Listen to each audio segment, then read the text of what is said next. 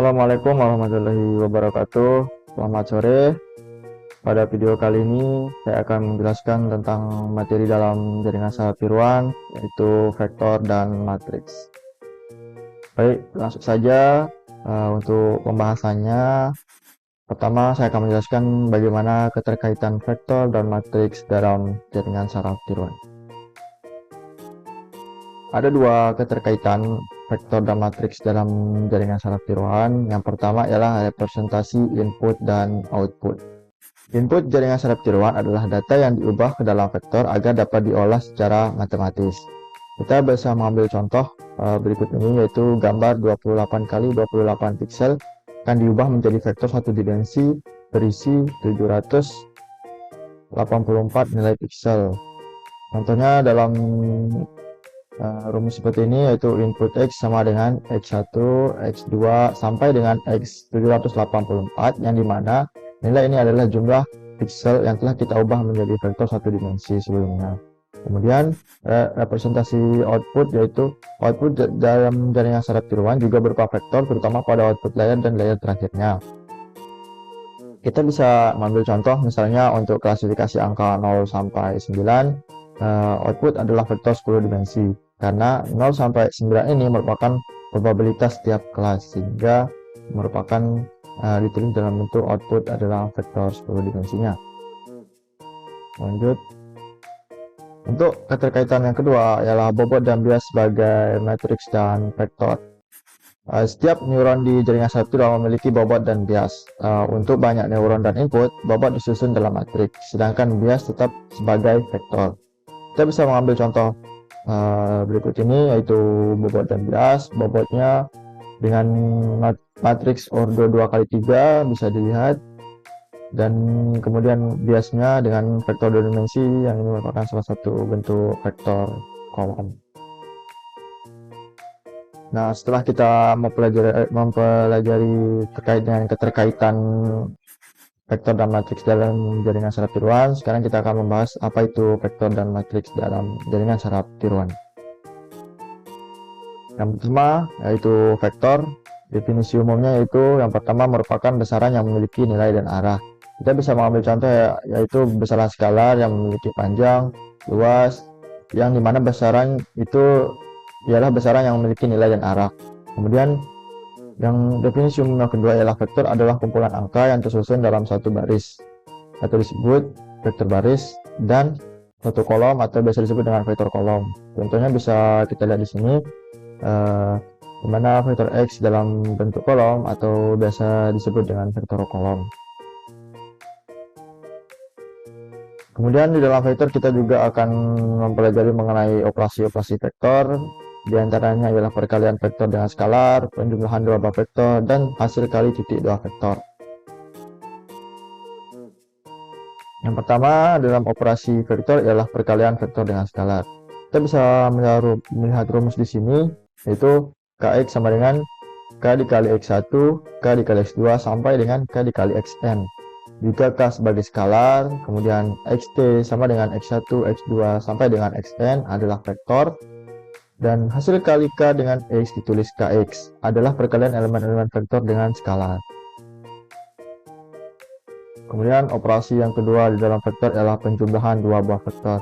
Sini kita memiliki dua buah vektor, yaitu vektor X yang dimana X1, X2 sampai dengan Xn akan ditambah dengan vektor Y yang dimana Y1, Y2 sampai dengan Yn.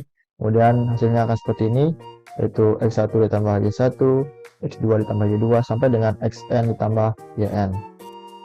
Misal X dan Y adalah dua vektor dengan dimensi yang sama, hasil penjumlahan dan pengurangan X dan Y adalah suatu vektor dengan dimensi N, yang elemen-elemennya adalah penjumlahan atau pengurangan elemen X dengan elemen Y. Kemudian untuk operasi yang ketiga pada vektor ialah hasil kali titik dua vektor. Kita bisa melihat ada dua vektor, yaitu vektor X dengan X1, X2 sampai dengan Xn, dan Y, vektor Y dengan Y1, Y2 sampai dengan Yn. Misal X dan Y adalah dua vektor dengan N dimensi yang sama, maka X dikali Y sama dengan X1 dikali Y1 ditambah X2 dikali Y2 ditambah sampai dengan Xn dikali Yn. Hasil kali titik dua vektor menghasilkan suatu skalar, bukan vektor. Kemudian kita juga akan mempelajari terkait dengan sifat operasi penjumlahan dalam vektor. Di sini ada 4 sifat operasinya. Yang pertama komutatif, yang dimana di sini kita bisa melihat bentuk dari komutatif, yaitu x ditambah y sama artinya dengan y ditambah x.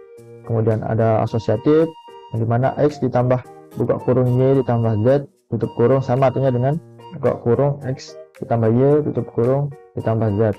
Atau C1 buka kurung C2 dikali X tutup kurung sama artinya dengan buka kurung C1 dikali C2 tutup kurung dikali X. Kemudian di sini ada sifat distributif, yaitu C1 buka kurung X ditambah Y tutup kurung sama artinya dengan C1 dikali X ditambah C1 dikali Y. Atau buka kurung C1 ditambah C2 tutup kurung dikali X sama artinya dengan C1 dikali X tambah C2 dikali X. Kemudian ada sifat elemen identitas, yang dimana x ditambah 0 sama artinya dengan 0 ditambah x. Kemudian kita juga akan melihat sifat operasi perkalian dalam vektor. Ada 3, yaitu komutatif, yang dimana x dikali y sama artinya dengan y dikali x. Kemudian asosiatif, yaitu buka kurung C1 dikali x tutup kurung dikali y sama artinya dengan C1 buka kurung dikali x, kemudian x dikali dengan y tutup kurung sama artinya dengan x dikali buka kurung C1 dikali y tutup kurung. Dan sifat distributif yaitu x buka kurung y ditambah z tutup kurung sama artinya dengan x dikali y tambah x dikali z. Ada pengecualian di sini, yaitu jika x sama dengan 0, maka x dikali x sama dengan 0. Kemudian kita lanjut ke contoh kasus dari operasi dalam vektor yang sudah kita pelajari tadi. Ada 3. Kemudian di sini kita bisa melihat ada 3 contoh kasus. Kita langsung saja untuk menghitungnya. Di sini diberikan vektor A sama dengan 3, min 2 dan skalarnya adalah K sama dengan 4. Kita akan menghitung hasil perkalian skalar K dikali A. Baik. Kita bisa melihat di sini, yaitu K dikali A sama dengan nilai K adalah 4, kemudian akan kita kali dengan nilai dari A, yaitu 3,2.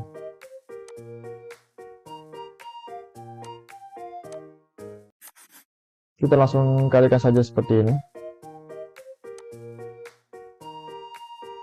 maka hasilnya adalah 15,-8. Baik, kemudian kita akan lanjut ke contoh kasus yang kedua. Sini diberikan 2 vektor, kita akan menghitung hasil penjumlahan A ditambah B.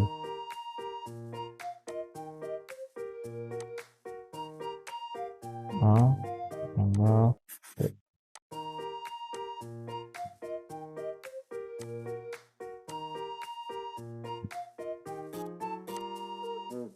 Sini A adalah 5,-1, dan kita akan menambahnya dengan B, yaitu -2,3. Kita langsung saja tambahkan seperti ini.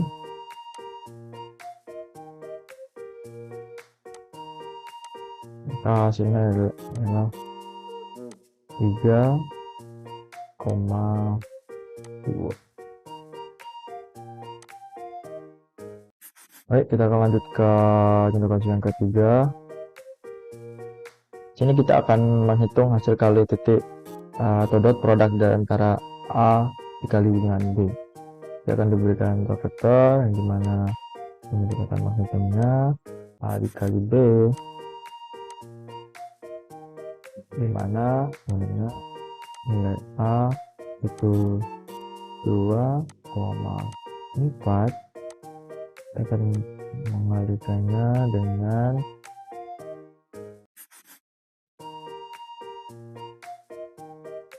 1,-3.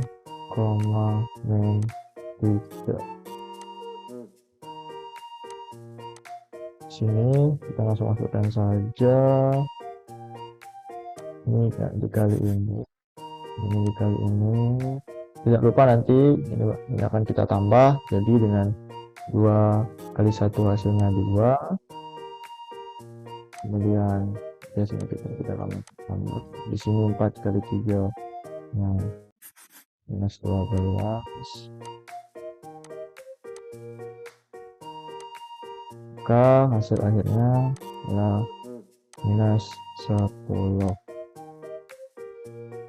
Ya, kita akan melihat solusi dari kasus yang 3 tadi. Kita bisa melihat jawabannya adalah 12,-8, kemudian jawaban untuk soal yang kedua adalah 3,2, dan jawaban terakhir adalah minus 10.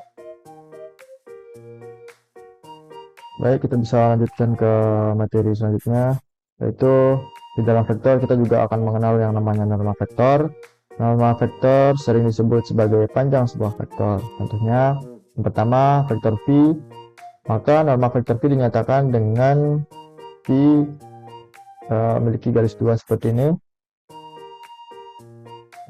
Jika V merupakan vektor di ruang 2 dengan komponen V sama dengan V1 dan V2, maka norma vektornya dinyatakan sebagai berikut. Norma vektor V sama dengan akar V1 kuadrat ditambah V2 kuadrat. Jika V merupakan vektor di ruang 3 dengan komponen V sama dengan V1, V2, V3, maka norma vektornya dinyatakan sebagai berikut.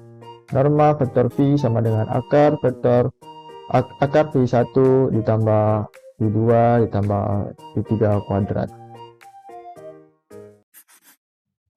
Kemudian kita lanjut ke sifat norma vektor, yaitu ada 4. Yang pertama, jika C adalah sembarang bilangan real, maka norma vektor C dikali X akan seperti ini. Kemudian jarak dua vektor X dan Y adalah norma vektor X min Y. X adalah vektor searah dengan X dengan norma vektor X panjang sama dengan 1. Kemudian yang keempat adalah pertidaksamaan Cauchy-Schwarz, yang dimana XY kuadrat lebih kecil sama dengan norma vektor X kuadrat dikali norma vektor Y kuadrat. Dan kita lanjut ke contoh kasus dari norma vektor, yaitu kita akan menghitung norma vektor A atau panjang vektor A jika vektor A bernilai 6,8.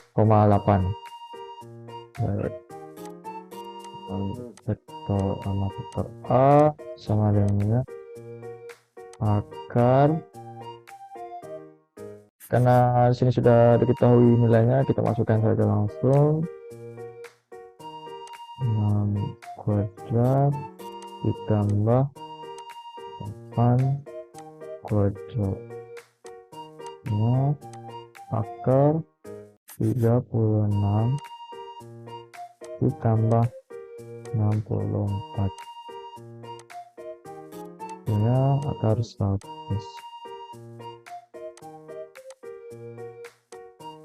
Akar 100 sama dengan 10.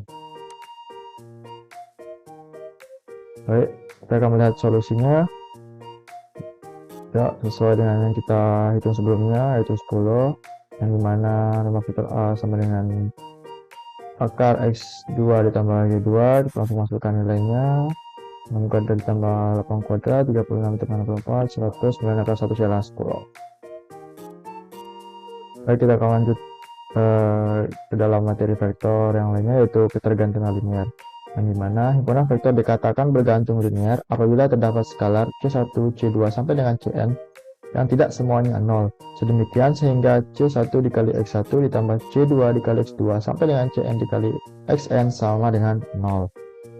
Kemudian yang kedua, jika terdapat skalar dengan sifat C1 dikali X1 ditambah C2 dikali X2 sampai dengan Cn dikali Xn sama dengan 0, maka himpunan vektor yang dimana X1 sudah sampai dengan Xn akan disebut bebas linear. Sini ada contoh kasus, diberikan dua vektor, apakah dua vektor tersebut bergantung linear? Sebenarnya kita bisa lihat langsung dari contoh kasusnya, yang dimana di sini kita bisa melihat A merupakan kelipatan dari B sendiri, sehingga kita bisa menuliskan rumus seperti ini. B sama dengan 2 dikali A, mana di sini B nilainya 4,6 sama dengan 2 dikali nilai A ialah 2,3, yang dimana B sama dengan 2 kali A atau nilainya akan sama. 4,6 sama dengan 4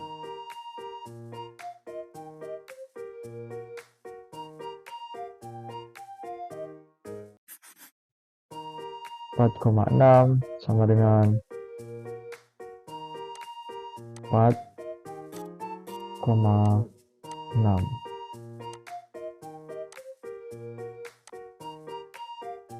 Jadi kita bisa katakan vektor ini bergantung linear. Kesimpulannya ialah vektor A dan B bergantung linear karena salah satu merupakan kelipatan dari yang lain. Kita bisa lanjut ke materi selanjutnya, yaitu matriks. Itu kita akan mengetahui dulu apa definisi umum dari matriks tersebut. Di sini ada dua definisi umumnya. Yang pertama itu matriks adalah kumpulan angka yang tersusun dalam baris dan kolom. Kemudian yang kedua adalah umumnya matriks diberi notasi huruf kapital A, B, dan seterusnya. Kita bisa melihat contoh di sini, yang dimana ini adalah kumpulan angka yang tersusun dalam baris dan juga kolom. Umumnya diberi notasi huruf kapital seperti ini, disebut sebagai matriks. Dan kita bisa lanjut ke jenis-jenis matriks, yaitu ada 4. Yang pertama, matriks 0 adalah matriks yang semua elemennya sama dengan 0. Kemudian yang kedua, matriks bujur sangkar adalah matriks yang jumlah baris sama dengan jumlah kolom. Yang ketiga yaitu matriks diagonal D adalah matriks bujur sangkar yang semua elemen di luar diagonal utama sama dengan 0. Tidak semua elemen pada diagonal utama sama dengan 0. Dan yang keempat, jika semua elemen utama diagonal pada matriks diagonal D sama dengan 1, maka matriks tersebut disebut dengan matriks identitas. Kita bisa melihat contohnya di sini, yang dimana diagonal utamanya sama dengan 1. Kemudian di dalam matriks kita akan mempelajari juga operasi dalam matriks, yaitu perkalian matriks dengan skalar.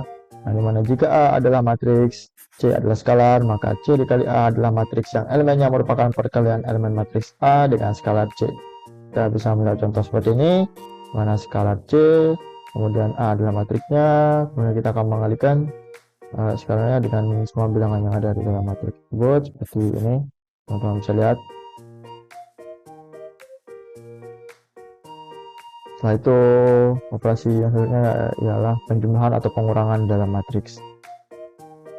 Sifat-sifatnya ialah yang pertama, dua matriks bisa dijumlahkan dan dikurangkan apabila memiliki order yang sama. Jadi, jika dua matriks memiliki order yang berbeda, maka tidak bisa dijumlahkan atau dikurangkan. Hasil penjumlahan atau pengulangan dua matriks sama dengan penjumlahan atau pengurangan elemen-elemen matriks yang seletak. Artinya, kita akan menjumlahkan dan mengurangkan dua matriks dengan elemen-elemen matriks yang letaknya itu seletak. Hasil dari A plus B ialah berikut ini, yaitu kita akan menjumlahkan matriks A dan matriks B. Teman-teman bisa lihat, yang dimana ini yang dimaksud dengan seletak, dengan A11 akan ditambahkan dengan B11, A12 ditambahkan dengan B12, A1N akan ditambahkan dengan B1N, dan seterusnya. Kemudian setelah itu dalam matriks kita juga mengenal perkalian matriks, sifat dalam operasi matriks, yaitu yang pertama, perkalian matriks A dan B bisa dilakukan apabila jumlah kolom matriks A sama dengan jumlah baris matriks B. Nah, seperti penjumlahan dan pengurangan sebelumnya, artinya kita bisa mengalihkan sebuah matriks dengan matriks lainnya apabila memiliki order yang sama. Dan A berorder M dikali N, B berorder N dikali P, maka C sama dengan A dikali B memiliki order M dikali P. Lanjut. Nah, ini kemudian operasi dalam matriks kita mengenal dengan ada namanya transpose matriks, yang dimana matriks A akan diberikan simbol A transpose seperti ini, kemudian diperoleh dengan menukar baris dan kolomnya. Ini yang sebelum dilakukan transpose, dan jika A berorder n dikali n, maka A transpose akan berorder n dikali n. Ini hasil dari transpose-nya, di mana baris akan menjadi kolom, kolom akan menjadi baris. Kita lanjut. Baik, kita akan langsung saja ke contoh kasus matriks. Ini ada 4 contoh kasus yang dimana sesuai dengan operasi-operasi pada matriks. Kita langsung saja untuk hitung satu persatu. Mulai dari kita akan menghitung hasil dari K dikali A, yang dimana skalar K sama dengan 3.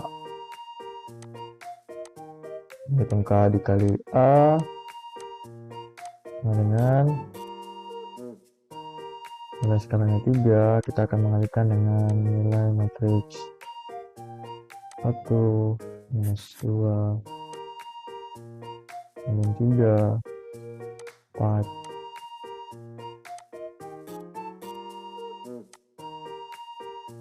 Jadi kita akan mengalihkan nilai skalar dengan semua nilai di dalam matriks A seperti ini. Hasil akhirnya adalah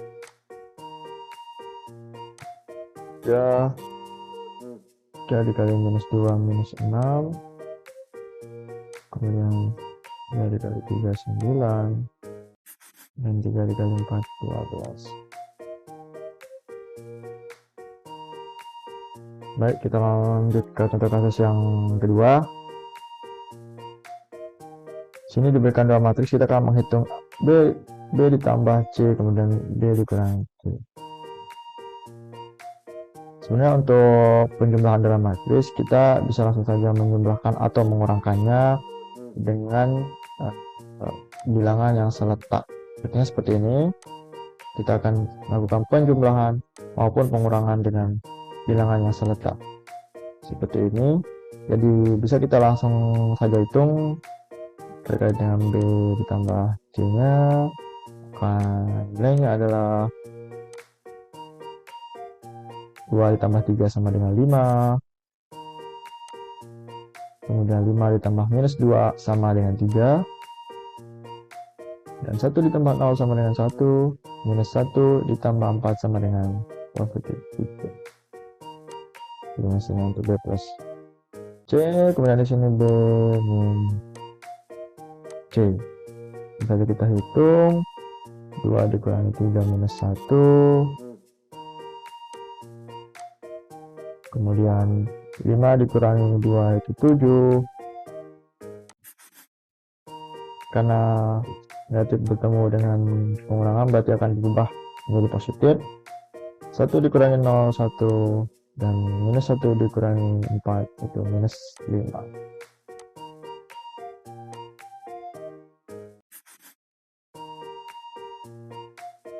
Kita lanjut ke contoh kasus yang ketiga dari matriks. Diberikan dua matriks, kita akan menghitung hasil perkalian dari D dikali E. Untuk perkalian sendiri, kita akan mengalihkan baris dari matriks D dengan kolom yang ada di matriks E seperti ini barisnya. Kemudian kita akan mengalihkan untuk yang kedua kalinya satu baris pertama dalam matriks D dengan kolom yang kedua dengan matriks E, sehingga kita bisa tulis langsung saja sama dengan seperti ini, yaitu sini 1 dikali 0, kemudian akan ditambah 2 dikali 1,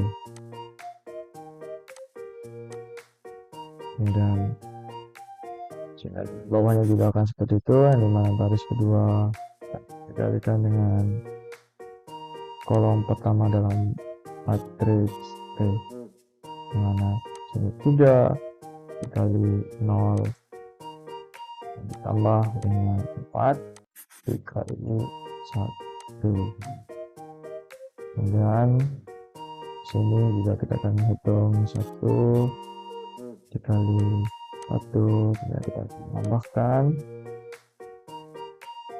2 dikali 0, 0, dan muridnya adalah 3 kali 1 tambah dengan 4 dikali 0. Untuk hasil akhirnya ialah kita hitung saja langsung. 1 dikali 0 ditambah 2 dikali 1 itu 1. Kemudian ini 1 dikali 1 itu 1, akan ditambah 2 dikali 0 ini minus 1. 3 dikali 0 ditambah 4 dikali 1 4, dan 3 dikali 1 itu 3 ditambah 4 dikali 0 itu 0.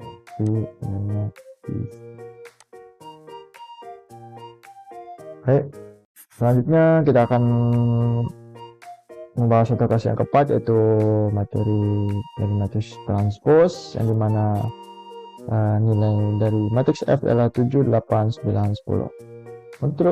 Untuk transpose sendiri sebenarnya kita langsung saja bisa tulis jawabannya di sini, yang dimana transpose itu adalah mengubah posisi yang awalnya baris menjadi kolom, sedangkan kolom akan menjadi baris. Jika membaliknya seperti itu, maka langsung saja kita hitung di sini 7, awalnya ini barisnya kolomnya menjadi 9, maka akan menjadi baris 9, di sini 8 dan 10. Inilah transpose dari matriks F dalam contoh kasus. Solusi untuk contoh kasus yang tadi, dimana jawaban untuk pertama skalar akan dikalikan dengan matriks, hasilnya seperti ini. Kita mengalihkan semua bilangan yang ada di matriks dengan nilai skalar di sini. Skalar 3 kita mengalihkan dengan 1, dengan 3 dikali 3 9 seperti ini. Kemudian sini untuk penjumlahan dalam matriks, kita langsung saja menjumlahkan dan menggunakan sesuai dengan bilangan yang seletak, dengan 2 ditambah dengan 3, hasilnya seperti ini, 5 dan 5 ditambah dengan 2 dan seterusnya. Ini kita bisa melihat juga perkalian dalam matriks sebelumnya yang sudah kita bahas, dan juga transpose matriks. Baik, mungkin hanya itu saja yang bisa saya sampaikan dalam materi vektor dan matriks dalam jaringan sinar tiruan. Jika ada kurangnya, saya mohon maaf. Terima kasih. Assalamualaikum warahmatullahi wabarakatuh. Selamat sore.